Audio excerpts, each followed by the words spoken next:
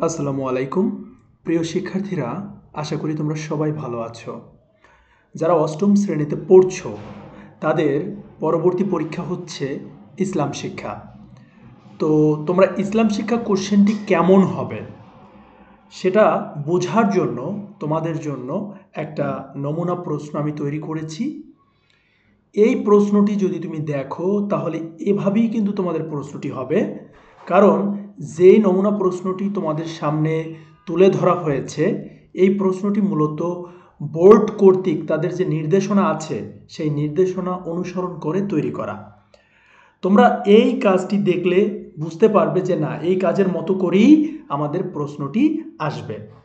এর মাধ্যমে তুমি প্রিপারেশন নিতে পারলে, প্রস্তুতি নিতে পারলে, পরবর্তীতে যখন তুমি আসল প্রশ্নটি পাবে তখন কিন্তু তুমি বুঝতে পারবে যে না, আসলে স্যার যেটা বলেছিল আমাদের অনেক কাজে লেগেছে। ঠিক আছে? তো শিক্ষার্থী বন্ধুরা, আমাদের প্রথম যে কাজটি আছে তা হলো প্রতিবেদন অথবা পোস্টার উপস্থাপন করা। তো তোমাকে বলবে যে তুমি একটা প্রতিবেদন বা পোস্টার উপস্থাপন করো। এটা একক কাজ, এটা তোমার নিজেকে করতে হবে।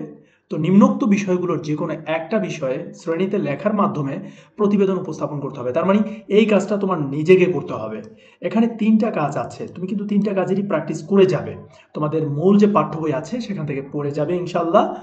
এখানে তিনটা কাজের আমি কিন্তু একটা মানে তোমাদের জন্য উদাহরণ হিসাবে আমি তুলে ধরেছি যে কিভাবে পোস্টার উপস্থাপন করতে হয়। তোমাকে কিন্তু বলেছে হয় প্রতিবেদন না হয় পোস্টার উপস্থাপন করবে।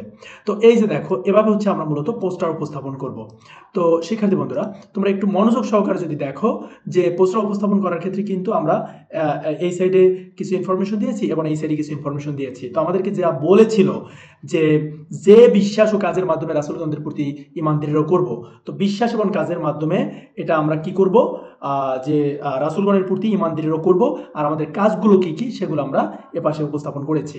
তো এই ছিল আমাদের প্রথমত যে কাজটা আমাদের জন্য থাকবে একক কাজ, সেটা। এরপর আরেকটা কাজ থাকবে দলগত কাজ, যেটা তোমরা দলে দলে সবাই মিলে করবে।